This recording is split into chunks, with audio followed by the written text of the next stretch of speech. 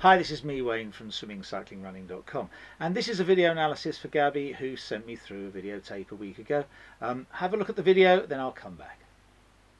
So this is the very beginning of your video, and immediately you notice something as your hand comes forward. That's the end of your video, so sorry about that. Just scrubbing across the end. As your arm comes forward, the other arm accelerates really quickly, but because this arm's trying to get forward so quickly, you're actually using a lot of muscle power right around there to do it, and you can see what's happening. You can see your back is completely bending, and we really want a straight back as we do that. And if you see the really smooth swimmers, and I'll just run this forward, if you see the really smooth, so you can see it happens the other side as well. Yeah, so we're skewing the other way as well. Really smooth swimmers accelerate their arm through to the end of the stroke, and your fastest bit, if we just slow that down, is actually at the front of there. You're going fast. We really want to extend the stroke. That should be the fastest part of your stroke, not that bit there.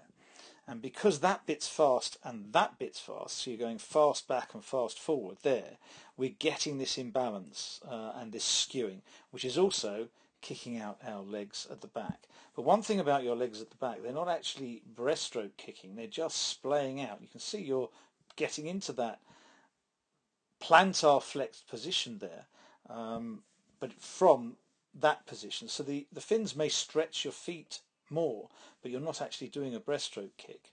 And what we need to do is straighten you out by accelerating through the stroke to there and not trying to force our arm forward there.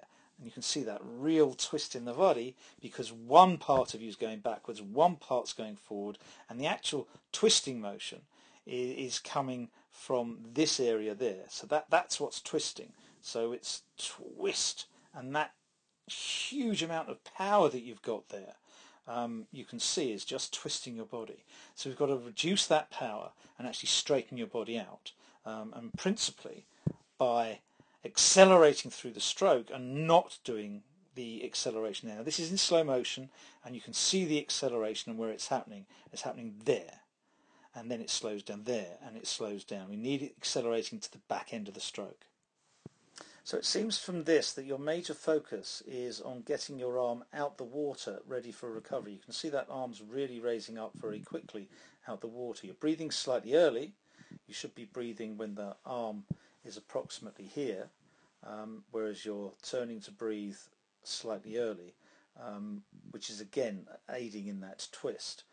But effectively what we want to do is you want to push back on the water as much as possible, and from here you actually start moving upwards, so you're sliding off the water. You can see that.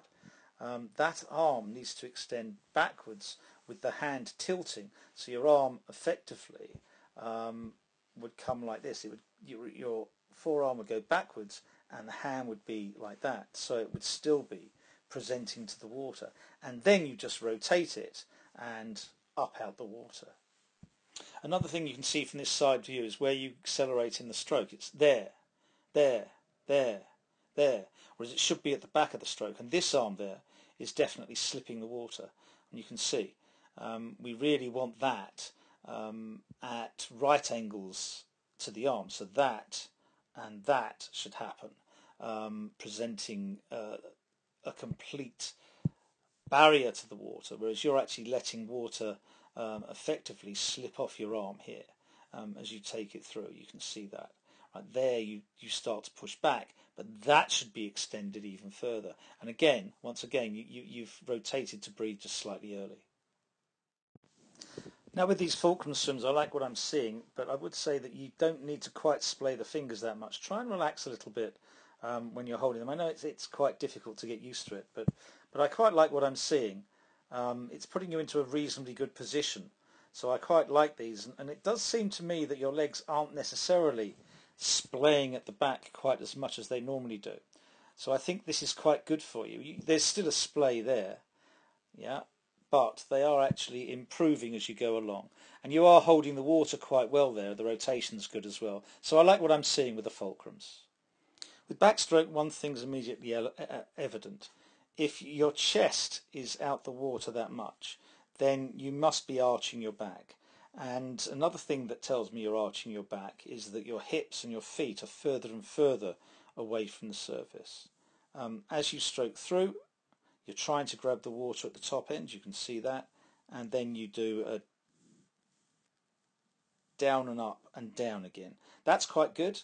The rotation to that side happens approximately in the right place, but when you go from the left arm, you grab the water really well, but again you're suffering from acceleration there, deceleration there, and the deceleration there stops you rotating. By the time you get to there, you should have rotated your shoulders and your hips as one to the other side.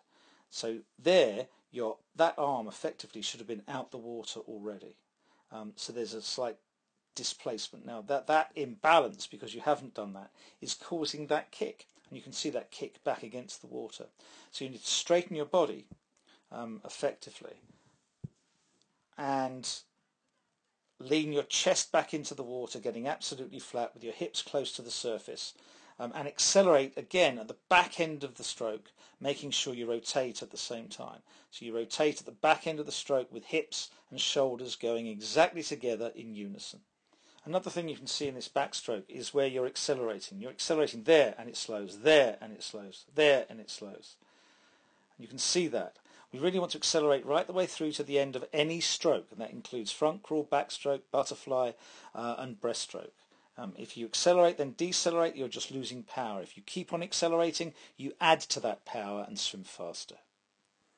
Now with this kick on side changing by breath, there's a movement with the left arm that needs to be addressed. Can you see that?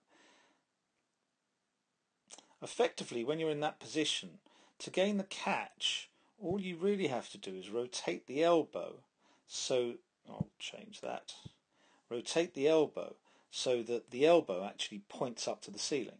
And if the elbow points up to the ceiling, what you'll find is that you have an arm that is there and there. And that's exactly the catch position. So you just need to rotate the elbow up without actually moving the shoulder. But you can see that's trying to grab the water sideways. And there, again, you're not rotating the elbow up, so you have to try and grab the water with the hand. And that is where you're actually getting the forearm into action. If you rotated that elbow up and just rotated the elbow, leaving the shoulder where it is, you would actually get into that catch position a lot nicer. You're nicely on your side, there's nothing wrong with that. But again here, if we can see, you can see that because you're not rotating the elbow, the only way you can go is sideways. It's just an unnatural hinge. This is a hinge, so you've got a hinge going that way. To do anything about that, you've actually got to rotate that elbow up so the hinge goes the other way. You can practice that out the water. That might be good for you. So finally, I'd just like to deal with this timing issue. I did want to just have a look at that elbow turning first. Now, you see the recovery arm. We don't want that hand coming forward. We want the arm coming forward as one. Doesn't matter if it's out to the side or it's high elbow. It has to come forward as one. But notice the leading hand is now stroking as you're coming through. So you're starting to turn early to breathe.